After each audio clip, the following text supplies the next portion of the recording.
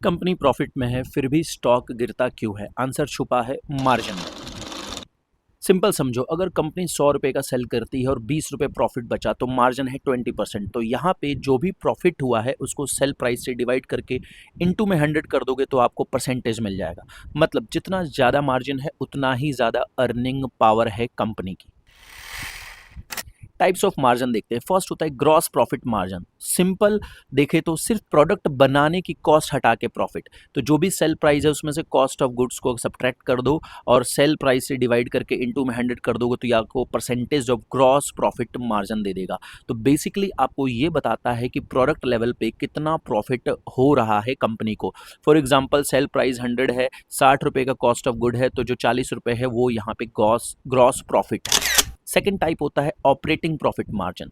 तो बिजनेस चलाने के खर्चे के बाद का प्रॉफिट। तो जो भी ग्रॉस प्रॉफिट है माइनस ऑपरेटिंग एक्सपेंसेस, जो भी सैलरी हो गया, रेंट हो गया, मार्केटिंग है, तो इसको सब्ट्रैक्ट करके जो आपको मिलेगा वो आपका ऑपरेटिंग प्रॉफिट मार्जिन होगा। तो यहाँ पे हम इसको भी परसेंटेज में कैलकुलेट कर सकते हैं।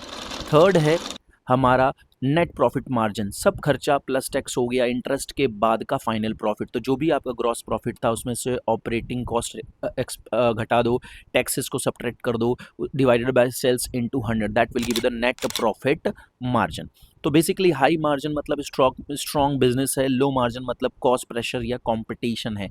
इसलिए स्मार्ट इन्वेस्टर हमेशा प्रॉफिट नहीं मार्जिन भी चेक करता है। तो अब कभी भी नेक्स्ट टाइम से अगर आप किसी कंपनी का रिजल्ट चेक करते हैं तो मार्जिन जरूर चेक करना और कोशिश करना कि पिछले 3 से 5 साल का आप ट्रेंड चेक करो कि मार्जिन का ट्रेंड कैसा रहा है। अगर मार्जिन इंक्रीजिंग है तो कंपनी ग्रो कर रही है, कंपनी का ग्रोथ है और कंपनी इफिशिएंटली वर्क कर रही है और कंपनी का फ्यूचर अच्छा है।